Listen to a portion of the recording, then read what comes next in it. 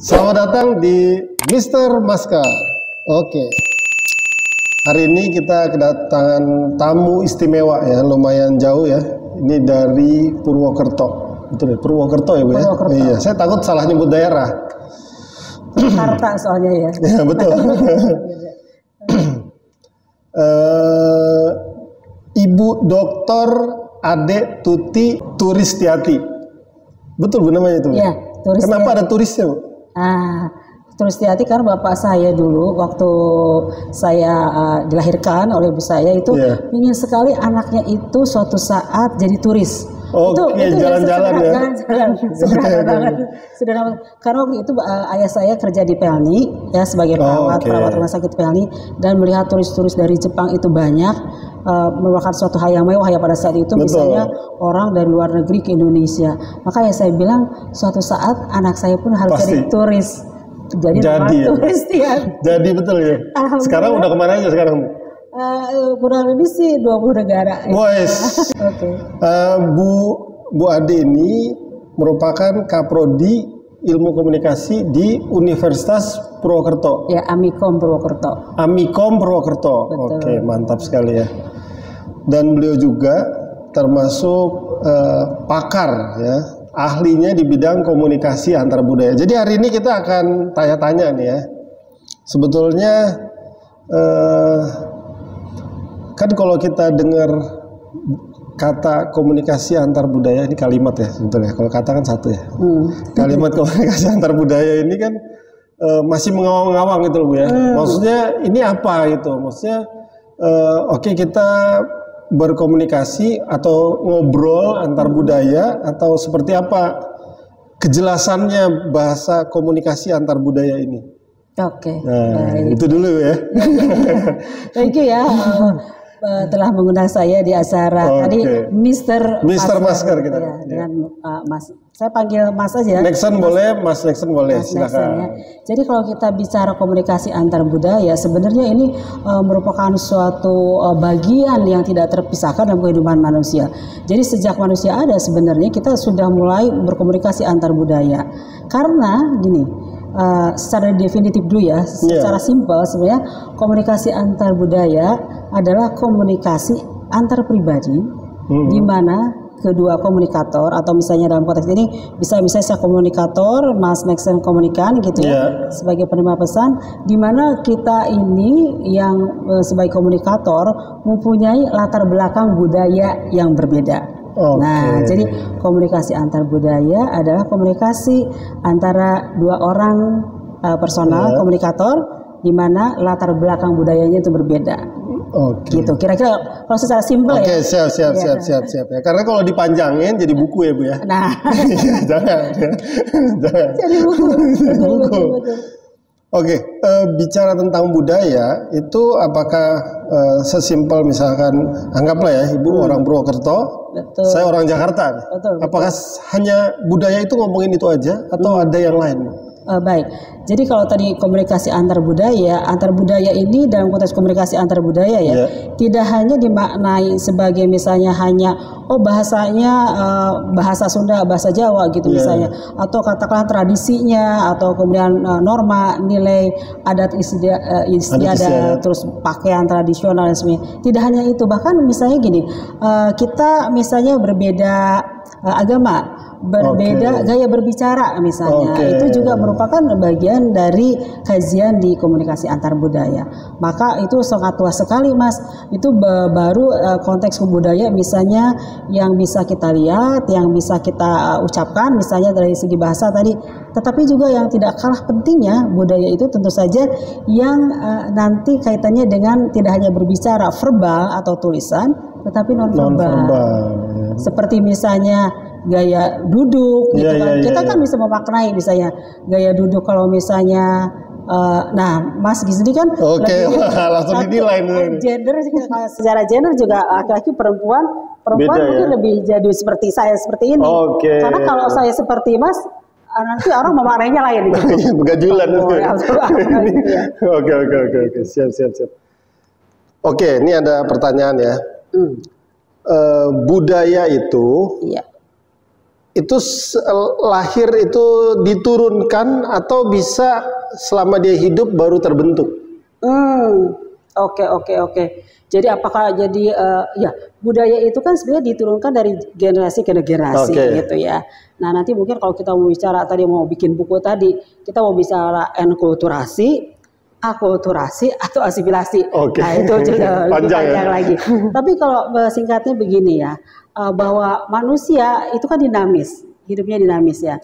Artinya bisa jadi nih katakanlah saya dan Mas Nexen gitu ya, misalnya dari orang tua yang sama gitu ya. Budayanya katakanlah secara etnik ya, misalnya sama ibunya orang Sunda, bapaknya orang Jawa. Tapi kita itu kan bisa jadi secara dinamis ya, artinya gini, saya bersekolah di satu sekolah yang ada di Jawa. Mas Nexen misalnya katakanlah di Jakarta, di Betawi. Pas kita ketemu bisa jadi berbeda. Makanya terjadi komunikasi antar budaya juga, karena misalnya gini, gaya bahasa saya misalnya di Jawa, Mas aku ingin apa misalnya, ala lu ambil aja sendiri, lu gue gitu kan. Bisa aja saya merasa, kok lu kayaknya kasar banget ya, gitu kan ya. Aku misalnya gue, kamu, lu gitu kan, itu dari segi bahasa. Belum misalnya intonasi gitu ya. Maka kalau saya katakan kalau kita bicara budaya itu konsepnya itu cair, dinamis gitu. Bisa artinya berubah-berubah ya. Bisa jadi berubah-ubah karena misalnya lingkungan, faktor lingkungan, terus juga pengetahuan kita tentang budaya itu juga mempengaruhi gitu. Jadi kalau tadi dikatakan apakah akan terus menetap? Tidak. Jadi cair, bisa aja berubah gitu. Itu bisa berubah-ubah.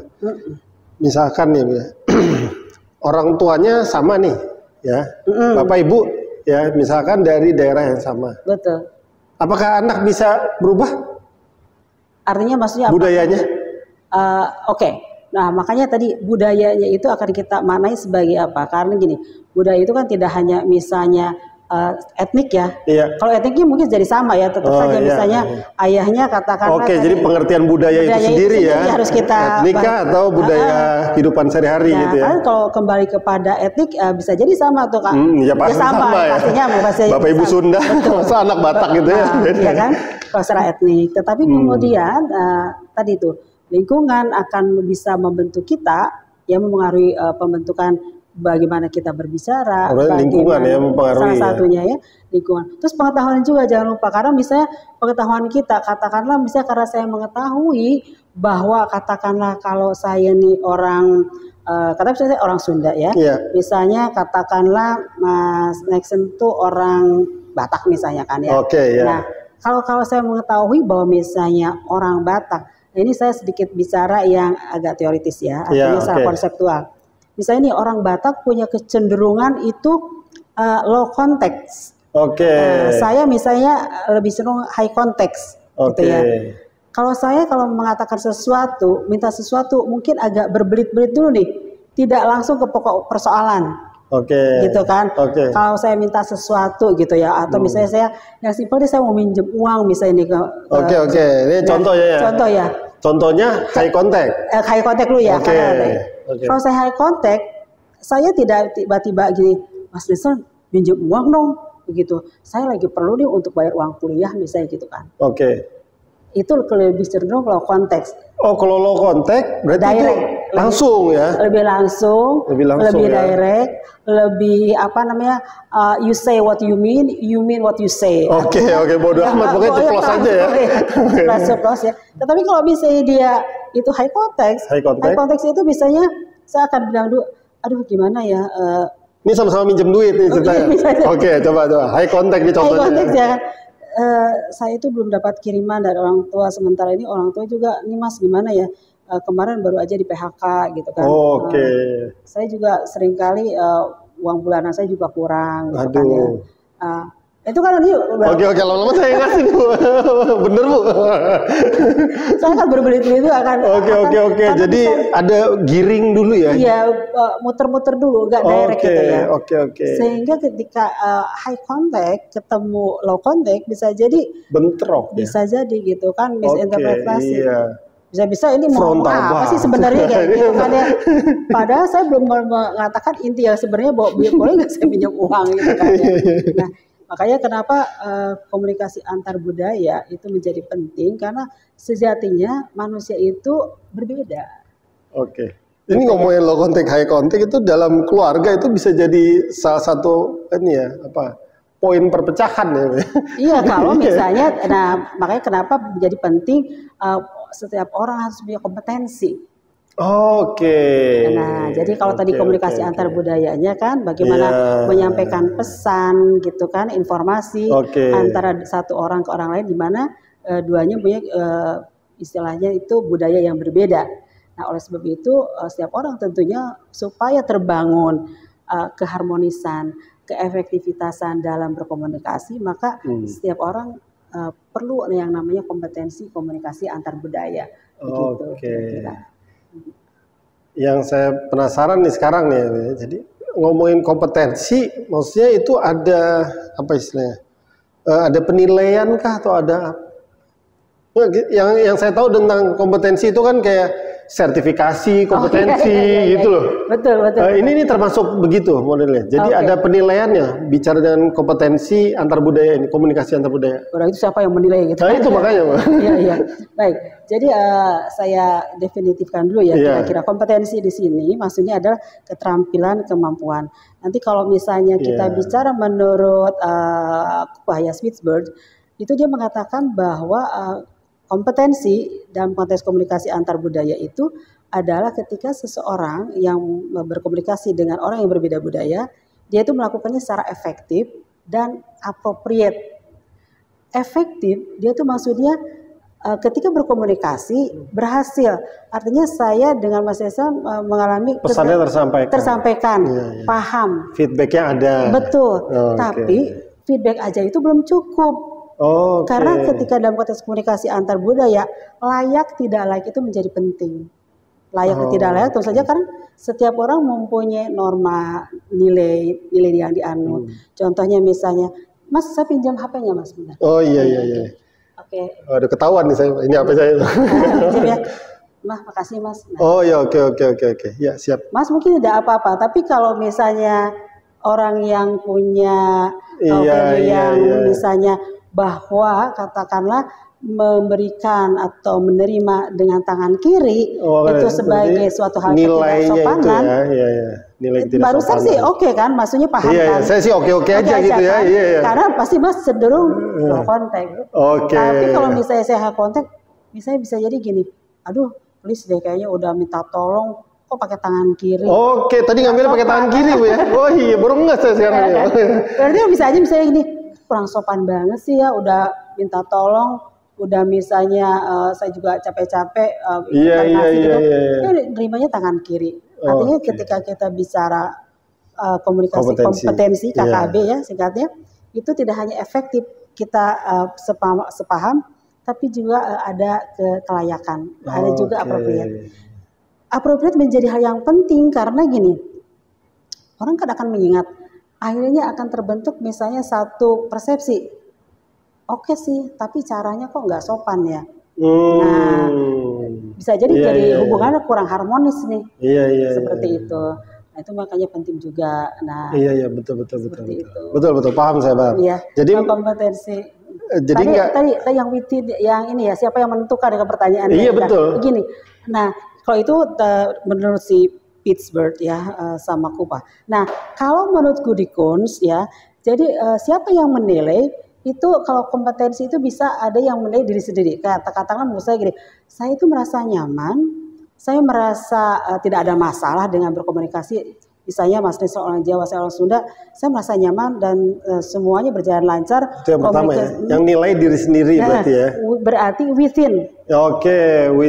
Within. Nah, itu, yang satu lagi adalah between. Berarti saya juga merasa nyaman. Nah, ketika itu diterima oleh Mas Neslan bahwa Mas Neslan merasa bahwa iya nih misalnya berkomunikasi dengan Bu Adi itu enak banget, harmoni dan kita tuh tektokannya tuh dapat gitu ya. Kalau misalnya apa-apa bahkan istilahnya kesepamahamannya itu lebih mudah terjalin, harmonis, maka itu udah masuk ke tatanan between. Jadi kalau siapa yang itu harus ada dua orang yang menyetujui ya. Ya, artinya kita kesepamahaman nih. Iya juga gitu. Sepaham. Karena bisa jadi saya mengklaim saya tuh udah kompeten loh komunikasi antar budaya dengan orang yang berbeda budaya gitu.